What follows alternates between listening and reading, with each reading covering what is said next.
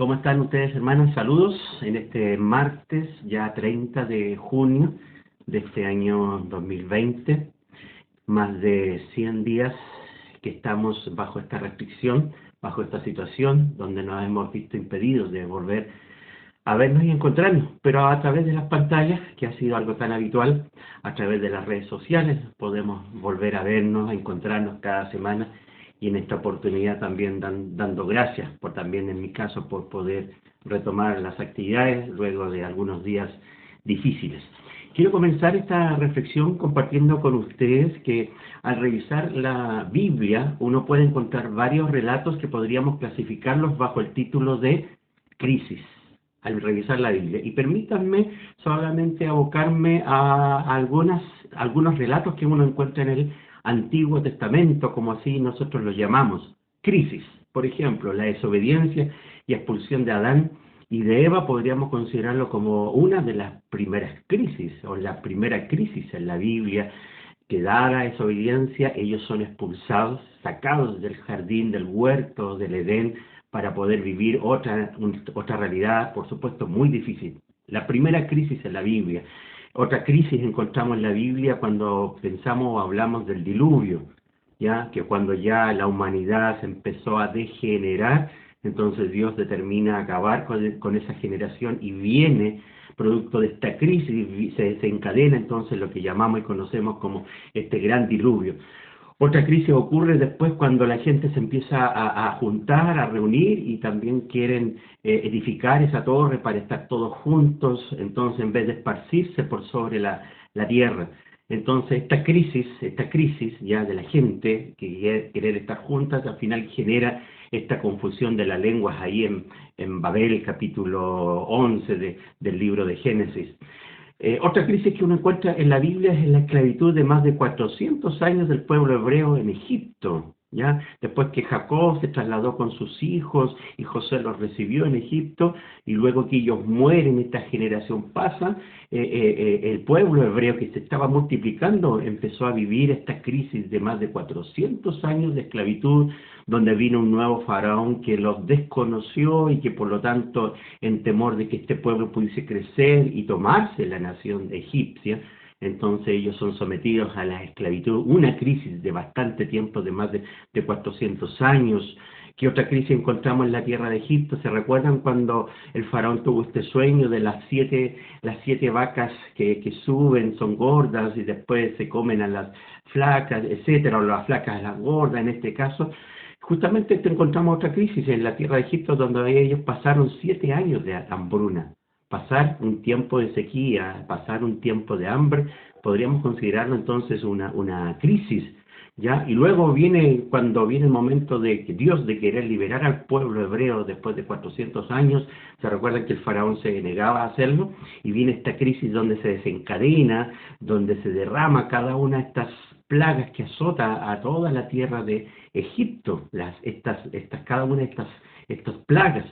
Ya, bueno, pasan los años, pasa el tiempo, y cuando ya el pueblo de Israel está establecido, tenemos otra crisis. ¿Se recuerdan la invasión de Asiria que se hizo caer sobre el reino del norte? Asiria invadió el reino del norte, este reino compuesto por gente hebrea, ya por allá por el año 722, la invasión asiria, donde arrancó y sacó y hizo desaparecer al reino del norte del pueblo hebreo. Y luego, a pocos años, más de 120 años, viene la otra invasión, ya la invasión de Babilonia, que se hizo caer sobre Judá ya por el año 586 a.C., y lleva entonces a esta otra crisis que diríamos que son los 70 años de exilio que tiene que vivir el pueblo hebreo, ya producto de esta otra crisis. ¿Cuál es la otra crisis? Esta crisis idolátrica en la que cayó el pueblo hebreo, cada uno de los dos reinos, del norte y del sur, y que fue desencadenando con el tiempo que se separa esta invasión asiria, esta invasión babilónica, y luego continuaron estos 70 años de exilio, donde ellos fueron arrancados de su tierra para vivir en una tierra extraña. Y solo me he referido a crisis que están en las escrituras del Antiguo Testamento. Entonces, estimadas hermanas, quiero titular esta reflexión: un mundo en crisis, pero con mi vida en Cristo. Un mundo en crisis, pero con mi vida en Cristo. Y por eso quiero que leamos ahí en sus Biblias, si usted está en su casita, acompáñenme en Romanos capítulo 8, versículo 18. Romanos capítulo 8, verso 18. Quiero leer en la traducción en lenguaje actual. Este pasaje fue incluso colocado al comienzo de este tiempo de culto que ustedes están teniendo esta noche. Romanos 8, 18 en la traducción en lenguaje actual dice: estoy seguro, dice el apóstol Pablo, de que los sufrimientos por los que ahora pasamos, dice, no son nada si los comparamos con la gloriosa vida que Dios nos dará junto a Él. No es fácil decir, o para uno decir esto, las crisis que estamos pasando hoy día, o los sufrimientos que estamos pasando hoy día, en palabras del apóstol Pablo, él dice, no son nada. Pero no son nada cuando él dice después y agrega, si los comparamos con la gloriosa vida que Dios nos dará entonces junto a Él. Entonces, por eso, permítanme en esta noche poderles compartir algunos pensamientos que he ido anotando acá sobre el tema de las crisis. Ya vamos a retomar nuevamente este pasaje de Romanos 8. Algunos pensamientos acerca de las crisis en la vida. Número uno, y de acuerdo a lo que ya he comentado, la Biblia ha sido construida y ha sido redactada sobre la base de muchos momentos de crisis. Incluso, ¿cuántos? Yo les mencioné 10 relatos que hablan de crisis, 10 relatos que hace unos momentos hice mención. Así que la Biblia, si bien es cierto, es un libro de fe, de esperanza, de amor, que nos habla de Dios, de salvación. Sin embargo, al recorrer sus páginas desde el Génesis hasta el Apocalipsis completamente, es un libro que ha sido construido y ha sido redactado, en el cual uno ve que contiene muchos momentos de crisis. Por lo tanto, eso algo nos quiere decir. Si no es uno, sino que son 10 o son 20 situaciones de crisis que uno encuentra entonces en la Biblia. Número 2, hay crisis que han ocurrido sobre la base o a causa de la responsabilidad humana, o diríamos de otra manera, a causa de la irresponsabilidad humana. Hay crisis que claramente no vienen por la naturaleza, sino que tienen su directa relación con la irresponsabilidad humana. Ha sido el hombre el causante de estas crisis que perfectamente se pudiesen haber evitado, no habrían ocurrido a menos que el hombre hubiese tenido o hubiese tomado otra actitud o lisa y llanamente hubiese sido un ser obediente. Ya hablamos, por ejemplo, de cuando Adán fue expulsado del huerto de Edén. ¿Qué provocó esto? ¿La nada? ¿Dios es responsable de esta crisis? ¿Ya? O tal vez la invasión de Asiria sobre el reino del norte, la invasión de Babilonia sobre el reino del sur. ¿Es Dios el responsable de esta crisis? Ellos podrían haber apuntado con el dedo a Dios que los está haciendo pasar por esta crisis.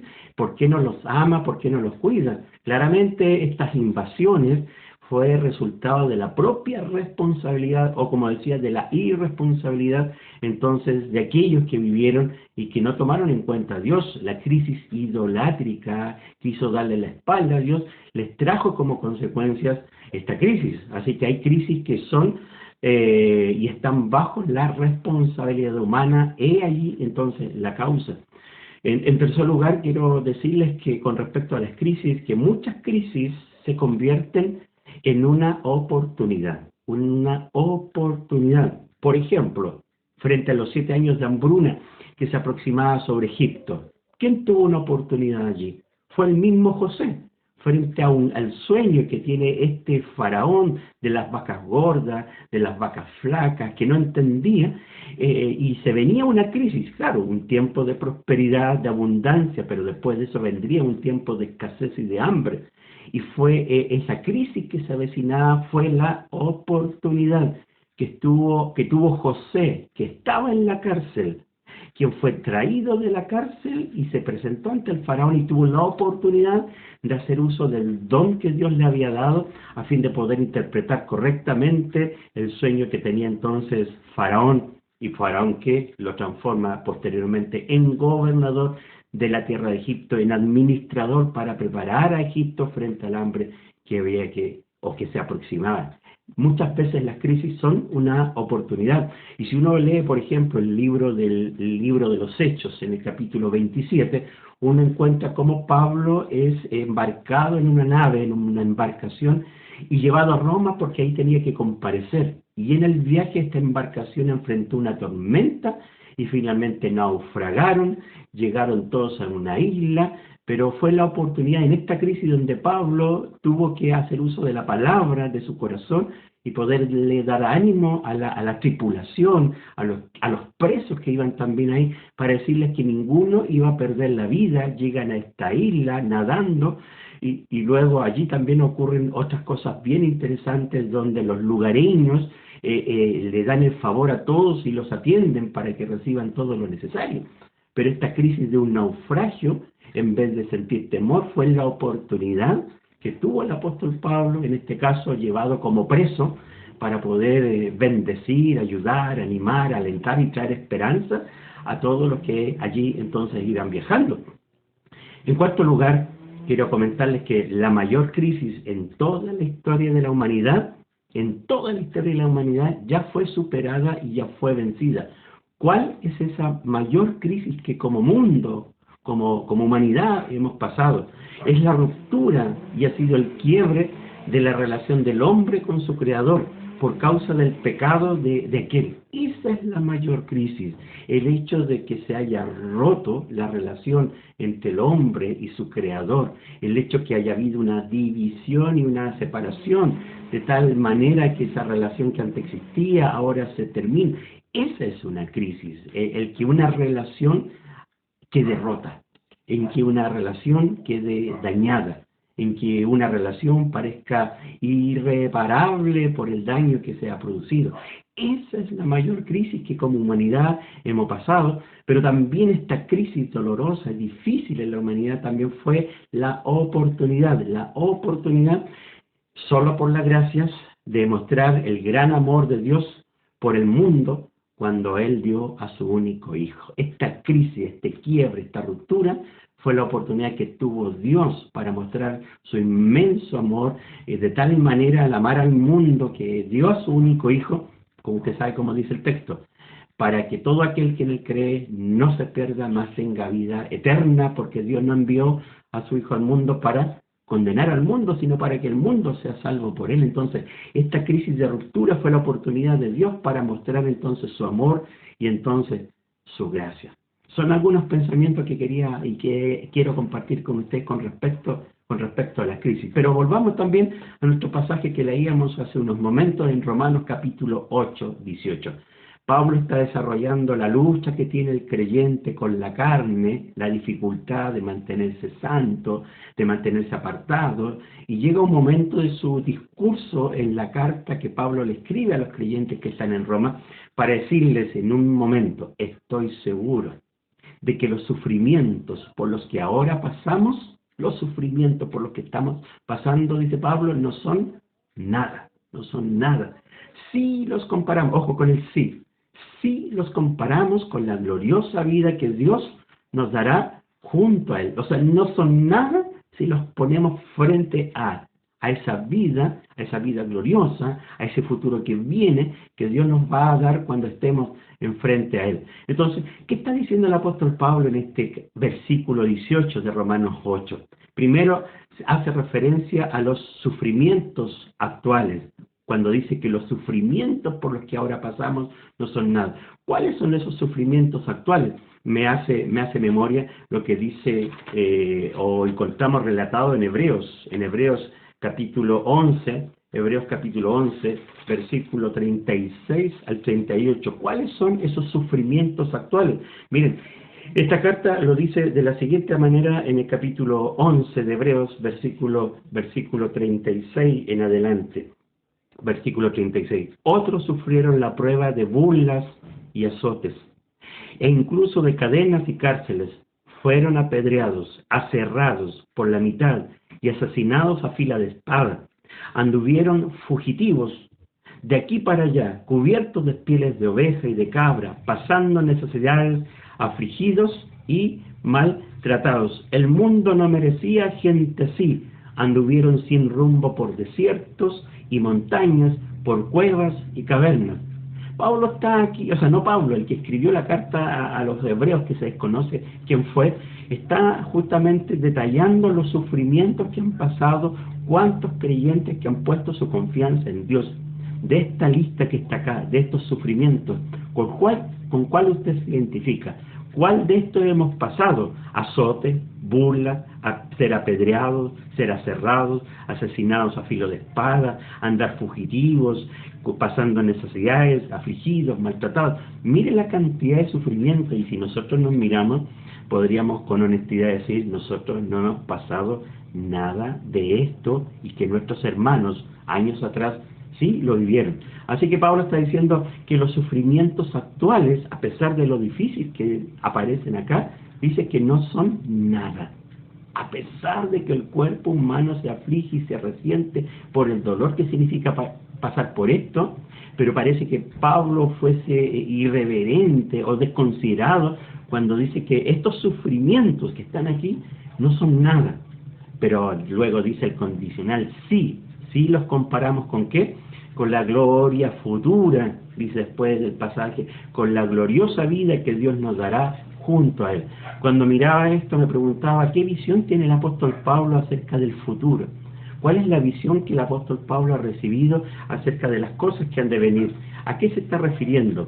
Miren, hay algunos pasajes que nos hablan, de alguna manera nos dan esa claridad sobre la visión que tenía el apóstol Pablo, ¿sobre qué? Sobre la vida futura, sobre esa gloriosa vida. En 1 Corintios capítulo 15, versículo 51 al 57, dice de la siguiente manera: fíjense bien en el misterio que les voy a revelar, dice Pablo. No todos moriremos, pero todos seremos transformados. En un instante, en un abrir y cerrar de ojos, al toque final de la trompeta, pues sonará la trompeta y los muertos resucitarán con un cuerpo incorruptible y nosotros seremos transformados. Porque dice, lo corruptible tiene que revestirse de lo incorruptible y lo mortal de inmortalidad. Cuando lo corruptible se revista de lo incorruptible y lo mortal de inmortalidad, entonces se cumplirá lo que está escrito: la muerte ha sido devorada por la victoria. Esa es la visión, esta es parte de la visión que tiene el apóstol Pablo acerca de esa vida futura, esa vida gloriosa. En segunda de Tesalonicenses, más adelante, capítulo 1, segunda de Tesalonicenses, capítulo 1, versículo 4.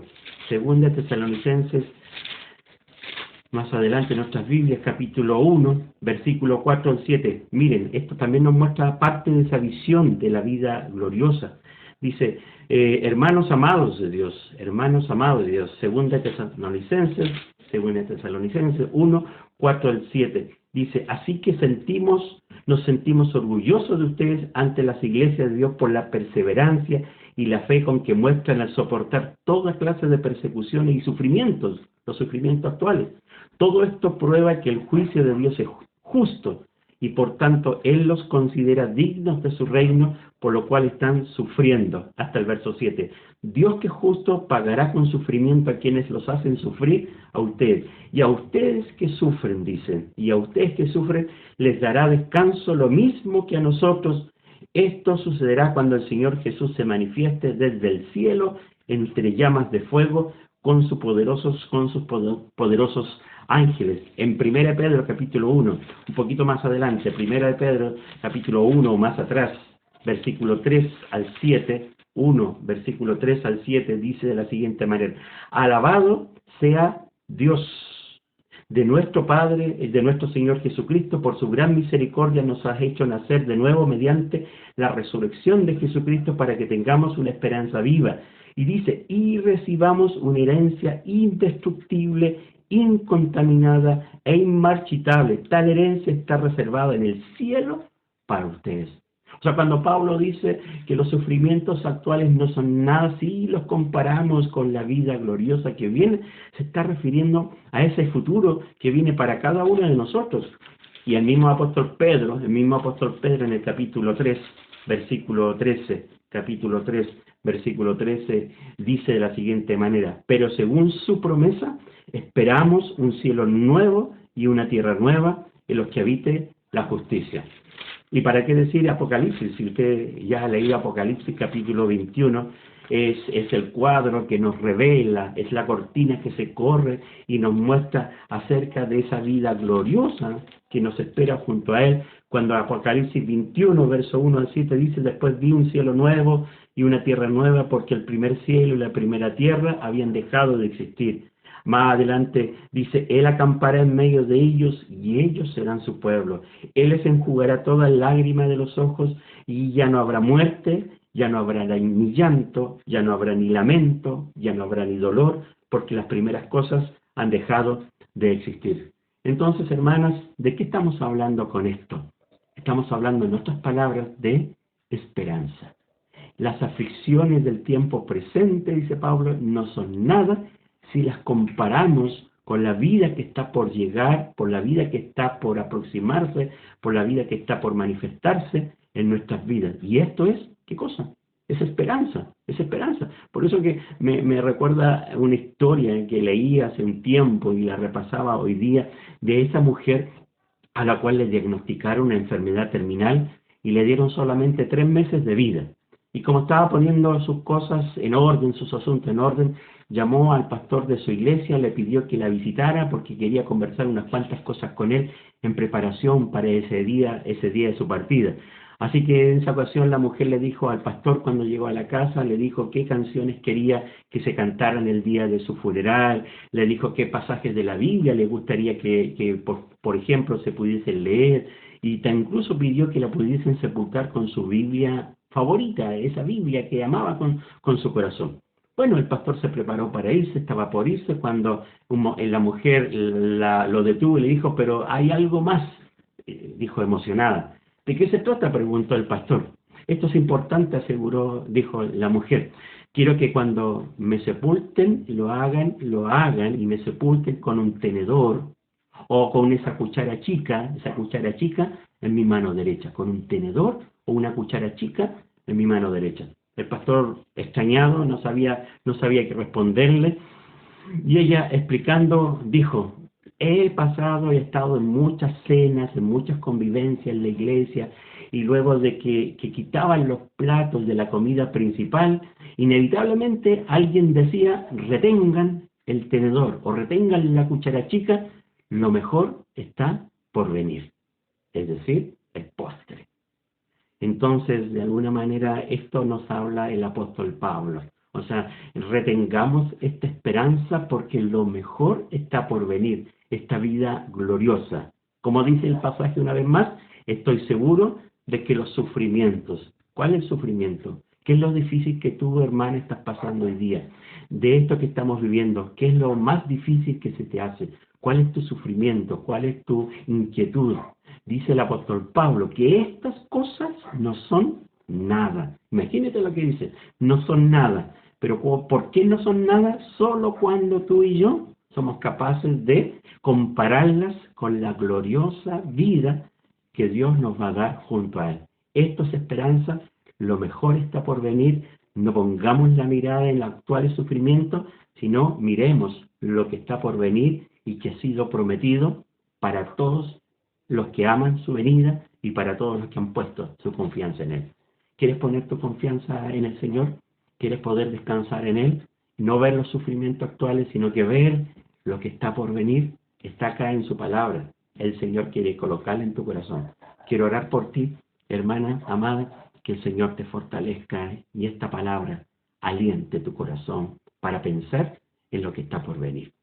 Oramos al Señor. Acompáñame en esta oración. Padre, gracias te damos y oro en esta oportunidad por la palabra, esta reflexión que tú me has permitido compartir. Te ruego que tu palabra, Señor, traiga renuevo, traiga frescura al corazón de cada una de tus hijas. Y si alguna, Señor, siente que los actuales sufrimientos se transforman en un ahogo, en una aflicción, en una inquietud, en incertidumbre, el apóstol Pablo dice que estos sufrimientos no son nada si es que ponemos la mirada, la atención en la vida gloriosa, en la vida que tú nos vas a dar junto a ti. Por lo tanto, ayúdanos a pasar esta pandemia, este actual sufrimiento, pensando y poniendo nuestro corazón en las cosas que están por venir y que tú has preparado para los que te aman. Porque tú lo dijiste un día, me voy pues, y si me voy, voy a preparar lugar para vosotros, para que donde yo esté, ustedes también estén conmigo. Ayúdanos a poner nuestra mirada, nuestro corazón en tu palabra y en las cosas que han de venir, para que no consideremos como difícil lo que estamos pasando hoy día. Padre, te ruego que en el nombre de Jesús ayudes a cada una de tus hijas para que su confianza y su corazón estén puestos en ti. Lo pedimos y gracias te damos en el nombre de Jesús. Amén. Gracias a cada una de ustedes. El Señor les bendiga.